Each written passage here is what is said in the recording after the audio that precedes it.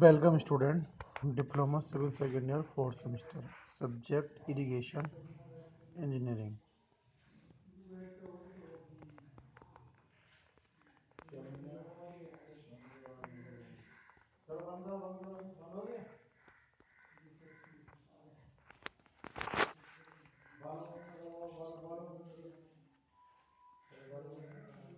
तो irrigation engineering में हमने बात कर रहे थे, कुएं की बात कर रहे थे। तो उससे आगे हम अब पार्ट लेते हैं पताल तोड़ कुएं। इसके बारे में मैंने बताया था पहले भी। इसको हम आर्टिजन वेल कहते हैं।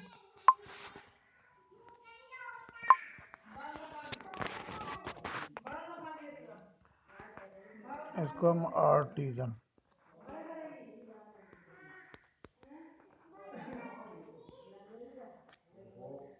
इसको हम आर्टिजन वेल कहते हैं। पताल तोड़ कुआं घाटियों की अधिक ढाल परतों और पारगम्य परतों के बीच फंसी पारगम्य परत के पानी पर वायुमंडलीय दाब के साथ साथ जलदाब भी होता है, जिससे गढ़ पानी बाहर निकलने की कोशिश करता है।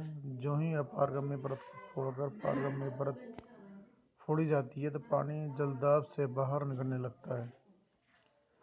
पतले सुराखों की स्थिति में पानी फुव्वारे की तरह कई मीटर ऊंचाई तक उछाल लेता है और इनको पताल तोड़ कुएं कहते हैं।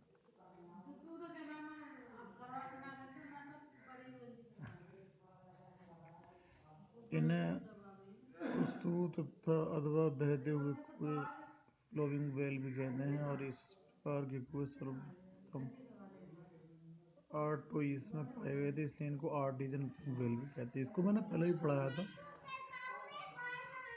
तो जो आर्टिजन वेल होते हैं हमारे, वो क्या है कि जब हमारी कोई पारगम्य लेयर कहीं पारगम्य जो लेयर है स्ट्रेप्स हो जाती है और जहाँ पानी का दबाव बहुत बढ़ जाता है, तो आर्टिजन वेल हमारे ऑटोमेटिक लेयर को फाड़कर ऊपर की ओर निकलने लगते हैं।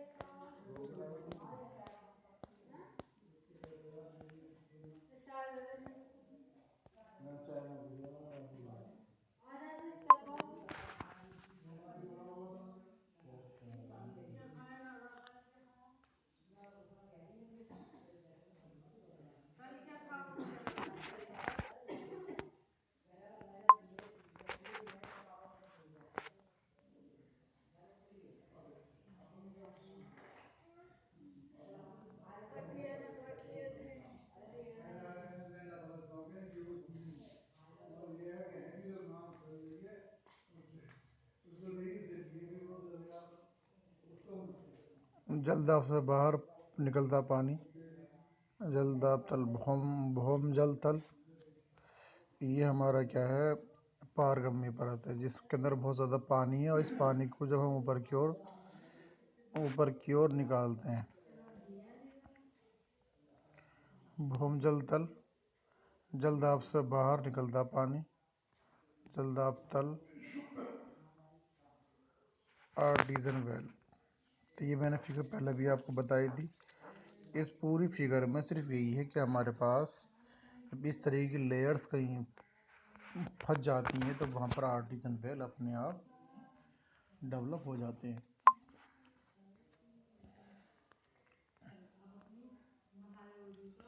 डेफिनेशन यानी कि परिभाषा।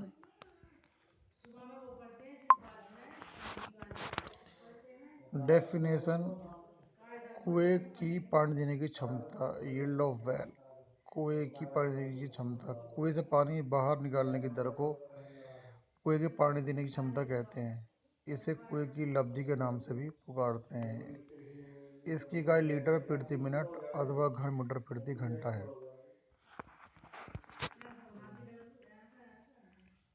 कुएं की पानी देने की क्षमता, यील्ड ऑफ वेल, कुएं से पानी बाहर निकालने की दर को कुएं के पानी देने की क्षमता कहते हैं। इसे कुएं की लब्धि के नाम से पुकारते हैं। इसकी इकाई लीटर प्रति मिनट अथवा घन मीटर प्रति घंटा है। इनफिल्ट्रेशन हेड, पानी निकालने के पहले कुएं में जलतल भूजल तल पर होता है।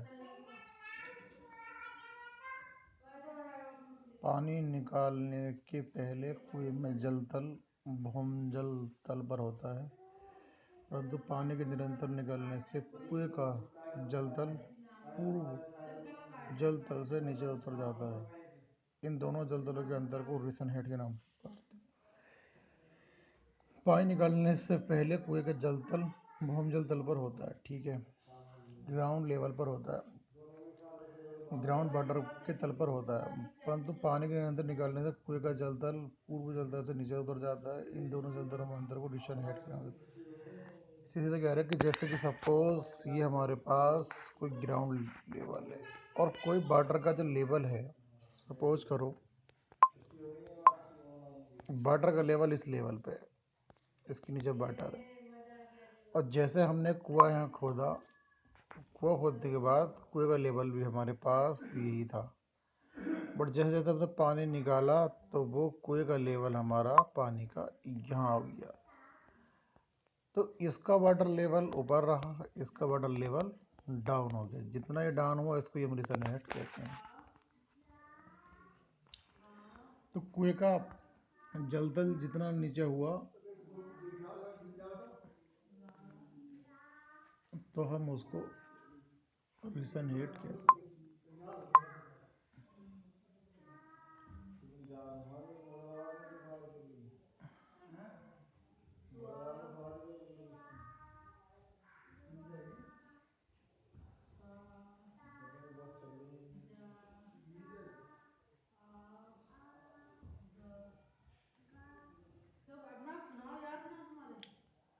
तो रिसन हेड जो हमारा है, पानी निकालने से पहले कुएं से जलतल भूजल तल पर होता है, तो पानी के अंदर निकलने से कुएं के जलतल पूर्व जलतल से नीचे उतर जाता है, और इन दोनों जलतलों के अंतर को रिसन हेड के नाम से पुकारते हैं।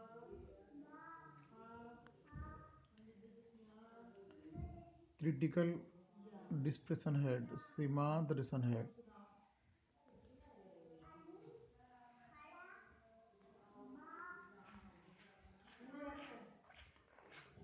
कुएं से पानी निकालने की दर को जैसे जैसे बढ़ाते हैं रिसन हेड का मान बढ़ता जाता है, और पारगम्य परत से कुएं में पानी आने की गति भी बढ़ती जाती है। मगर एक अवस्था ऐसी होती है जब कुएं में पानी आने की गति और कुएं से पानी बाहर निकलने की गति एक समान हो जाती है, तो जिससे कुएं का जलतल प्रारंभिक जलतल से नीचे उतरकर स्थिर हो जाता है और रिसन हेड स्थिर हो जाता है। इसे समान रिसन हेड कहते हैं।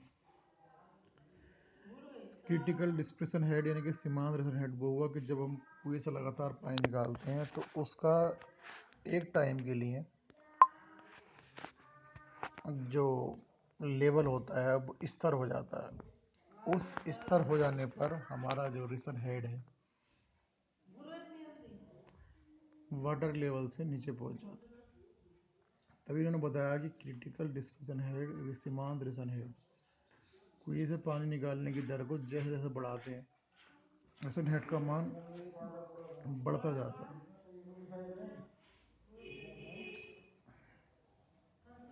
कुएं से पानी निकालने की दर को जैसे जैसे बढ़ाते हैं रिसन हेड का मान बढ़ता जाता है। पारगम्य परत से कुएं में पानी आने की गति भी बढ़ती जाती है। एक अवस्था ऐसी होती है जब कुएं में पानी आने की गति और कुएं से पानी बाहर निकलने की गति एक समान हो जाती है, जिससे कुएं का जलतल प्रारंभिक जलतल से नीचे उतरकर स्थिर हो जाता है, अर्थात रिसन हेड स्थिर हो जाता है। इसे सीमांत रिसन हेड कहते हैं।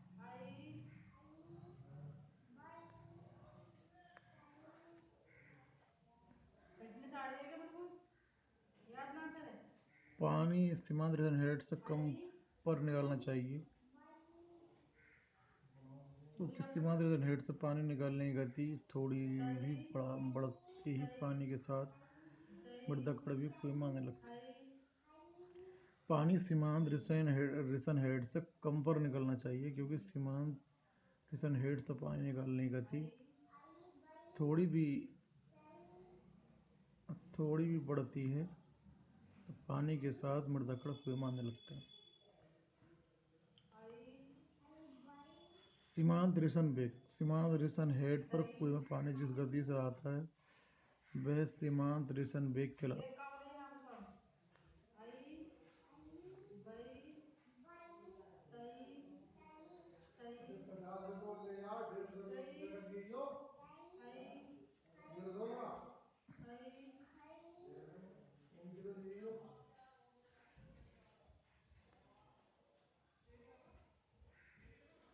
सीमांत रिसन हेड पर कुएं से पानी जिस गति से आता है वह सीमांत रिसन वेग कहलाता है।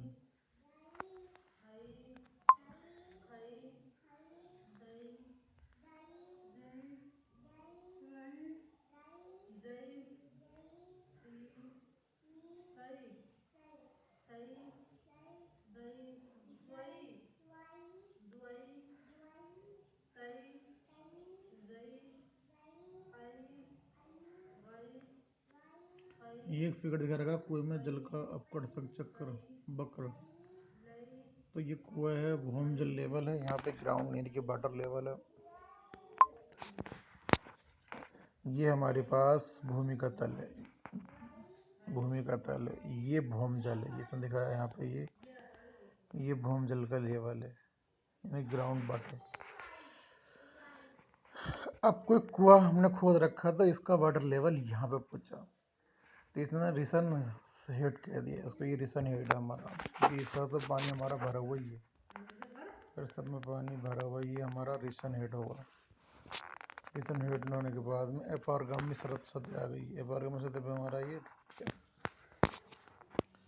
तो इसने दिखाया है कि पूरा जो आर है वो प्रभावित राज्य है और ये प्रभावित वृत्त कुएं में जल का अपकर्षक वक्र।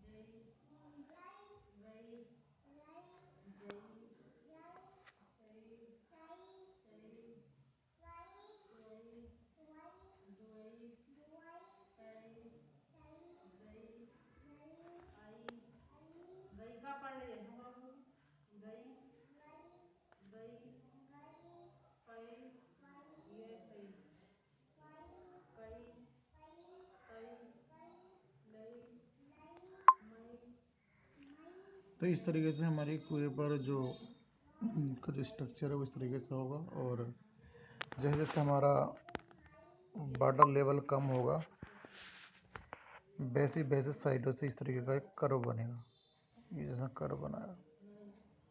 और पूरा ओवरऑल इस रेडियस के हिसाब से पूरे एरिया पे इस तरीके का इफेक्ट पड़ेगा। तो आप भी फिगर बना सकते हैं। अब आता है हमारा पास सर्किल ऑफ इन्फ्लुएंस, प्रभावी वृत्त।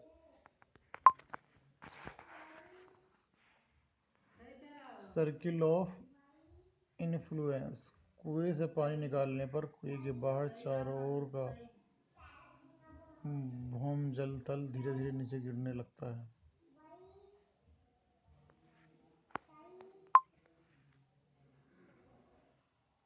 कुएं से पानी निकालने पर कुएं के बाहर चारों ओर का भूम जल तल धीरे धीरे नीचे गिरने लगता है। कुछ समय बाद कुएं के पास का भूम जल तल कुएं के जल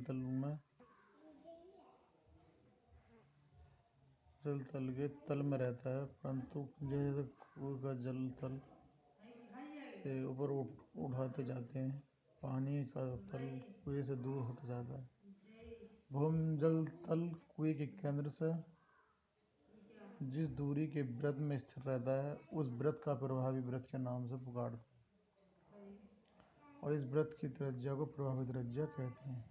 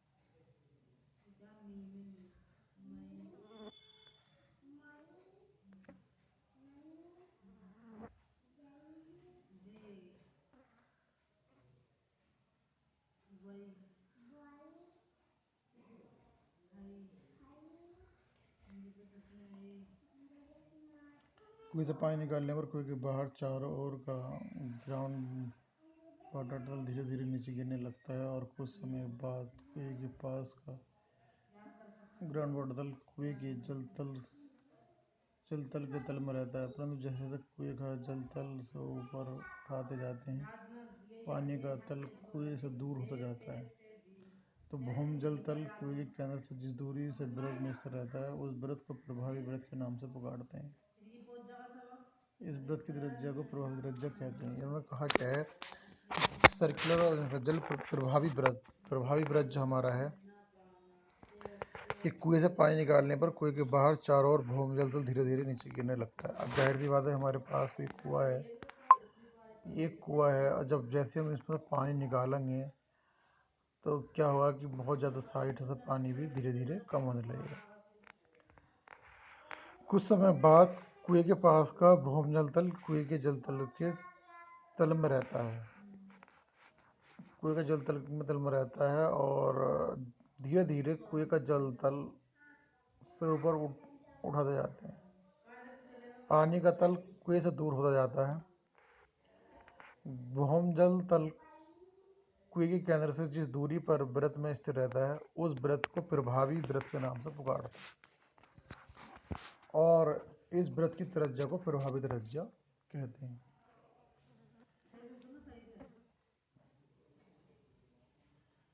कुआं नंबर 1, कुआं नंबर 2, ठीक है, ये हमारे पास दो कुएं हैं। इनका जो हमारा वाटर लेवल है वो लगभग यहाँ पे है। जैसे ही हमने ये पानी निकाला तो पानी इस इतने एरिया से जो है कम होता चला जाता है।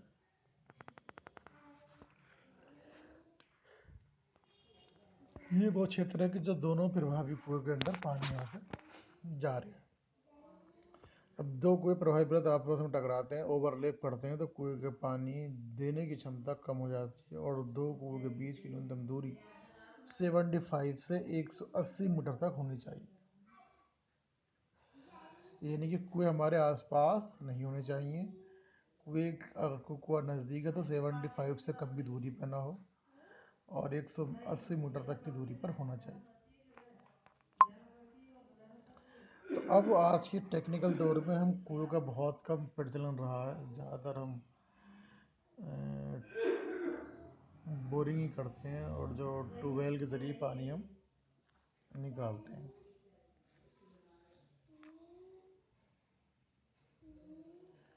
तो ये हमारे फिगर 2 कुएं की थी, जिसमें हमने प्रभावी वृत्त के बारे में बताया। यहाँ प्रभावी वृत्त 1 है, इसमें आर प्रभावी वृत्त त्रिज्या और ई प्रभावी वृत्त है।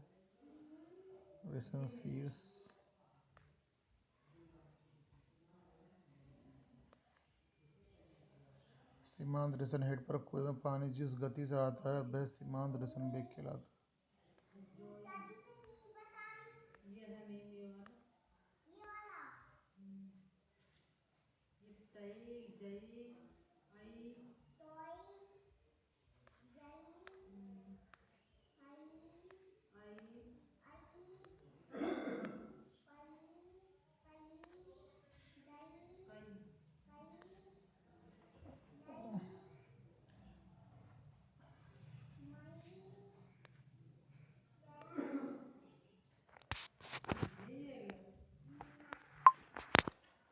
तो स्टूडेंट ने पताल तोड़ कुएं मैंने आपको बताया। इसके बाद में मैं ये एक फिगर दिखाई थी और डेफिनेशन क्या थी कुएं की रिसन हेड, ये आप याद रखें, इनफिल्ट्रेशन हेड।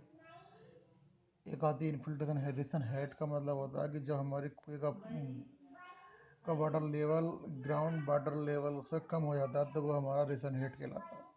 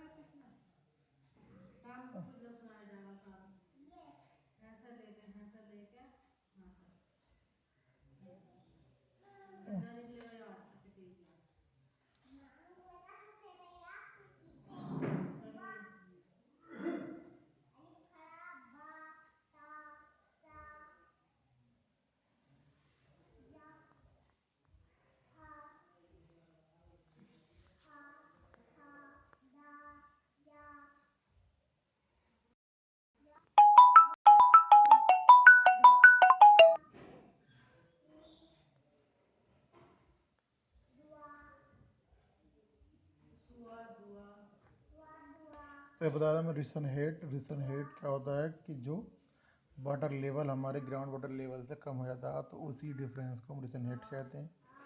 सीमांत रिसन हेड जब किसी वाटर लेवल पे, जैसे मैंने बोला कुएं से पानी निकालने की दर जैसे बढ़ाते हैं, रिसन हेड का मान बढ़ता जाता है और प्रीवियस लेयर से कुएं में पानी आने की गति बढ़ती जाती है। हमारी एक अवस्था ऐसी होती है जब कुएं से पानी आने की गति और कुएं से बाहर पानी निकालने की एक समान हो जाती है, तो जिसमें कुएं का जलतल प्रारंभिक जलतल से नीचे उतरकर स्थिर हो जाता है, साथ वो रिसन हेड स्थिर हो जाता है। ये सीमांत रिसन, जब हमारा रिसन हेड एक स्थिर हो जाता है तो उसको हम सीमांत रिसन हेड के नाम से जानते हैं।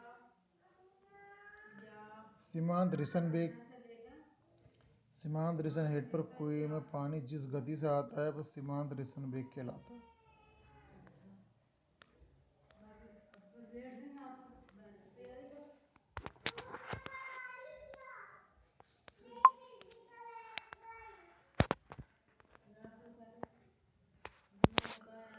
तो ये आप फिगर बना लें, फिगर ज़्यादा इफेक्टिव रहती है। और ये फिगर सिर्फ हमने क्या दिखाया है, एक सिंपल कुएं में जो है जल का अपकर्षण वक्र दिखा रखा है।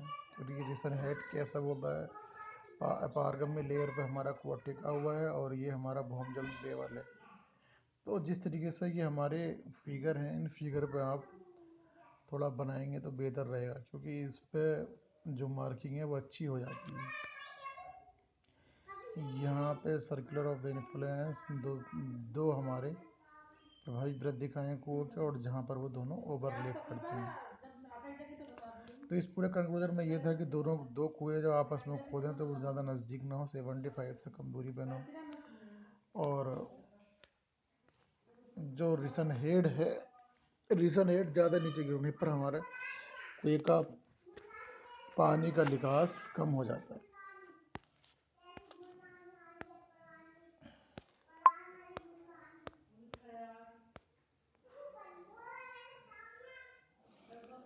तो ये हमारा का ये टॉपिक था। नेक्स्ट लेक्चर में हम इससे आगे बात करेंगे। आज के लेक्चर में इतना ही। Thank you class.